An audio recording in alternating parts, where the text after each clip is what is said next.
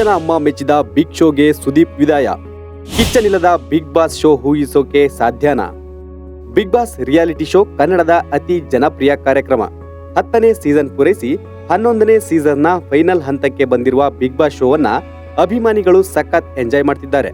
ಇದೆಲ್ಲದಕ್ಕಿಂತ ಮೇಲಾಗಿ ಕಿಚ್ಚ ಸುದೀಪ್ರ ನಿರೂಪಣೆ ಅದ್ಭುತವಾದುದು. ತಪ್ಪು ಮಾಡಿದವರಿಗೆಲ್ಲ ಸರಿಯಾಗಿ ಕ್ಲಾಸ್ ತೆಗೆದುಕೊಂಡು ತಿದ್ದಿ ಬುದ್ಧಿ ಹೇಳುವ ಕಿಚ್ಚನ ಜಾಣ್ಮೆ ಅಭಿಮಾನಿಗಳ ಮೆಚ್ಚುಗೆಗೆ ಪಾತ್ರವಾಗಿದೆ. ಇಂತಹ ರಿಯಾಲಿಟಿ ಶೋಗೆ ಈಗ ಕಿಚ್ಚ ಸುದೀಪ್ ವಿದಾಯ ಹೇಳಿದ್ದು ಅಭಿಮಾನಿಗಳಿಗೆ ತೀವ್ರ ಬೇಸರ ತರಿಸಿದೆ. ಸೀಸನ್ 1ರಿಂದಲೇ ಕಮಾಲ್ ಮಾಡಿದ್ದ ಕಿಚ್ಚ ಸುದೀಪ್ ಕರ್ನಾಟಕದ ಜನಮಾನಸದಲ್ಲಿ ಹೆಸರುವಾಸಿಯಾಗಿರುವ ಬಿಗ್ ಬಾಸ್ ಶುರುವಾಗಿದ್ದು 2013ರಲ್ಲಿ. ಆ ಸೀಸನ್ನಲ್ಲಿ ಸ್ಯಾಂಡಲ್ವುಡ್ ಚಿನ್ನಾರಿ ಮುತ್ತ ವಿಜಯ್ ರಾಘವೇಂದ್ರ ವಿಜೇತರಾಗಿದ್ರೆ ಅರುಣ್ ಸಾಗರ್ ರನ್ನರ್ ಅಪ್ ಆಗಿದ್ರು. ಸೀಸನ್ 1ರಿಂದಲೇ ಕಿಚ್ಚ ಸುದೀಪ್ ಭರ್ಜರಿಯಾಗಿ ನಿರೂಪಣೆ ಮಾಡಿದ್ರು. ಆ ಮೂಲಕ ಅವರ ಗತ್ತು ಗೈರತ್ತು ಇಡೀ ಕನ್ನಡ ಇಂಡಸ್ಟ್ರಿಗೆ ಗೊತ್ತಾಗಿತ್ತು. ಅಲ್ಲಿಂದ ಈ ಸೀಸನ್ ವರೆಗೂ ಸುದೀಪ್ ನಿರೂಪಣೆ ಹೇಗಿದೆ ಅಂತ ಹೇಳ್ಬೇಕಿಲ್ಲ, ಅಭಿಮಾನಿಗಳಿಗೆ ಎಲ್ಲ ಗೊತ್ತಿರುವ ವಿಚಾರ. ಆದ್ರೆ ಈ ಬಾರಿಯ ಸೀಸನ್ ಸುದೀಪ್ಗೆ ತೀರಾ ಕಷ್ಟವಾದ ಸೀಸನ್. ಯಾಕಂದ್ರೆ ಈ ಸೀಸನ್ ನಲ್ಲೇ ಕಿಚ್ಚ ಸುದೀಪ್ ತಾಯಿ ಅಗಲಿದ್ದು. ಕಿಚ್ಚನ ತಾಯಿಗೆ ಅಚ್ಚುಮೆಚ್ಚು ಈ ಬಿಗ್ ಬಾಸ್ ಶೋ. ವೇದಿಕೆ ಮೇಲೆಯೇ ಅಮ್ಮನ ನೆನೆದು ಕಣ್ಣೀರಿಟ್ಟಿದ್ದ ಸುದೀಪ್. ಕಿಚ್ಚ ಸುದೀಪ್ಗೆ ಸೀಸನ್ 11 ತುಂಬಾ ಕಷ್ಟಕರವಾಗಿತ್ತು. ಎಂದೆಂದಿಗೂ ಮರೆಯಲಾರದ ಸೀಸನ್ ಆಗಿತ್ತು. ಯಾಕಂದ್ರೆ ಇದೇ ಸೀಸನ್ ನಲ್ಲೇ ಕಿಚ್ಚ ಸುದೀಪ್ ತಾಯಿ ಸರೋಜಾ ವಿಧಿವಶರಾಗಿದ್ರು.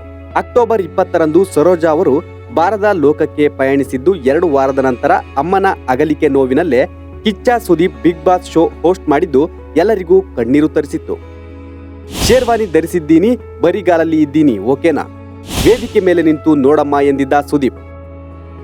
ಹೌದು, ಅಮ್ಮ ನಿಧನರಾದ 2 ವಾರದ ನಂತರ ಕಿಚ್ಚ ಸುದೀಪ್ ವಾರದ ಕತೆ ಕಿಚ್ಚನ ಜೊತೆ ಕಾರ್ಯಕ್ರಮ ನಡೆಸಲು ತಮ್ಮ ಕರ್ತವ್ಯ ನಿರ್ವಹಿಸಲು ಬಂದ್ರು.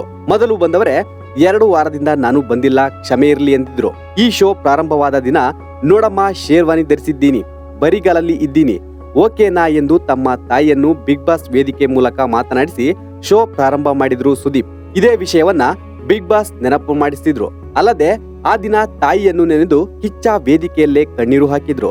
ಕಿಚ್ಚನ ಕೋಟಿಗೊಬ್ಬ 2 ಚಿತ್ರದ ಹಾಡು ಪರಪಂಚ ನೀನೆ ನನ್ನ ಪರಪಂಚ ನೀನೆ ಎಂದು ಹಾಡುತ್ತಾ ಮಾಜಿ ಬಿಗ್ ಬಾಸ್ ಸ್ಪರ್ಧಿ ಸಿಂಗರ್ ವಾಸುಕಿ ವೈಭವ್ ಸ್ಟೇಜ್ಗೆ ಬಂದಿದ್ರು.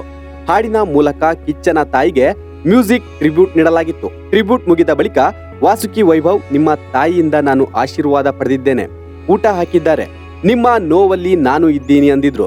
ಇದಕ್ಕೆ ಕಿಚ್ಚ, ನಾನೇನು ಹೇಳಲಿ ತಾಯಿಗೆ, ಬಿಗ್ ಬಾಸ್ ತುಂಬಾ ಇಷ್ಟ ಅಂದು ಎಲ್ಲರಿಗೂ ದೀಪಾವಳಿ ಹಬ್ಬದ ಶುಭಾಶಯ ಸಲ್ಲಿಸಿ ಶೋ ಆರಂಭಿಸಿದ್ರು. ತಾಯಿ ಅಗಲಿಕೆ ನೋವಲ್ಲೂ ಕರ್ತವ್ಯ ಮೆರೆದಿದ್ದ ಸುದೀಪ್. ಕಿಚ್ಚನ ಸ್ಥಾನ ತುಂಬುವ ನಿರೂಪಕರು ಯಾರಾಗ್ತಾರೆ? ಅಂದು ತಾಯಿ ಅಗಲಿಕೆ ನೋವಿನಲ್ಲೂ Kichcha Sudeep Bigg Boss show ನಡೆಸುವ ಮೂಲಕ ಎಲ್ಲರ ಗಮನ ಸೆಳೆದಿದ್ರು. ಅಷ್ಟೊಂದು ಡೆಡಿಕೇಟಿವ್ ಆಗಿದ್ದ ಸುದೀಪ್ ಸ್ಥಾನವನ್ನ ಯಾರು ತುಂಬುತ್ತಾರೆ ಅನ್ನೋ ಪ್ರಶ್ನೆಯು ಈಗ ಕಾಡ್ತಿದೆ. ಅದು ನಿಜ ಕೂಡ. ಯಾಕಂದ್ರೆ ಹೇಳಿ ಕೇಳಿ ಸುದೀಪ್ ಟ್ಯಾಲೆಂಟ್, ಅವರ ಮಾತಿನ ಶೈಲಿ, ಸ್ಪರ್ಧಿಗಳನ್ನ ಮಣಿಸುತ್ತಿದ್ದ ಮಾತಿನ ಜಾಣ್ಮೆ ನಿರೀಕ್ಷಿಸಲು ಸಾಧ್ಯವಿಲ್ಲ. ಅಂತಹ ವಾಕ್ಚಾತುರ್ಯ ಇರುವ ಜನಪ್ರಿಯ ನಟರ ಕೊರತೆ ಇದೆ. ಹೀಗಾಗಿ ಕಿಚ್ಚನ ಸ್ಥಾನವನ್ನ ತುಂಬುವವರು ಯಾರು ಅನ್ನೋ ಪ್ರಶ್ನೆಯು ಅಭಿಮಾನಿಗಳಲ್ಲಿ ಕಾಡ್ತಿದೆ. ಒಟ್ನಲ್ಲಿ 10 ಸೀಸನ್ ಮುಗಿಸಿ 11ನೇ ಸೀಸನ್ ಫೈನಲ್ ಹಂತದಲ್ಲಿರುವಾಗಲೇ ಕಿಚ್ಚ ಸುದೀಪ್ ವಿದಾಯ ಹೇಳಿದ್ದಾರೆ. ಅಮ್ಮನ ಅಗಲಿಕೆ ನೋವಿನ ನಡುವೆಯೂ ಬಿಗ್ ಬಾಸ್ ಶೋ ನಡೆಸಿ ಎಲ್ಲರ ಮನಗೆದ್ದಿದ್ರು. ಆದ್ರೀಗ ಆ ಸ್ಥಾನ ತುಂಬೋರು ಯಾರು ಅನ್ನೋದು $1 ಮಿಲಿಯನ್ ಪ್ರಶ್ನೆಯಾಗಿದೆ. Bureau report, boss TV Kannada. Latest ಹಾಗೂ ಇಂಟ್ರೆಸ್ಟಿಂಗ್ ಸುದ್ದಿಗಳಿಗಾಗಿ ಬಾಸ್ ಟಿವಿ ಕನ್ನಡ ಚಾನೆಲ್ನ ಸಬ್ಸ್ಕ್ರೈಬ್ ಮಾಡಿ. ಹಾಗೆಯೇ ಬೆಲ್ ಐಕಾನ್ ಪ್ರೆಸ್ ಮಾಡಿ. ಇದರ ಜೊತೆಗೆ ಫೇಸ್ಬುಕ್, ಇನ್ಸ್ಟಾಗ್ರಾಮ್, ಎಕ್ಸ್ ನಲ್ಲೂ ಮಿಸ್ ಮಾಡದೆ ಫಾಲೋ ಮಾಡಿ.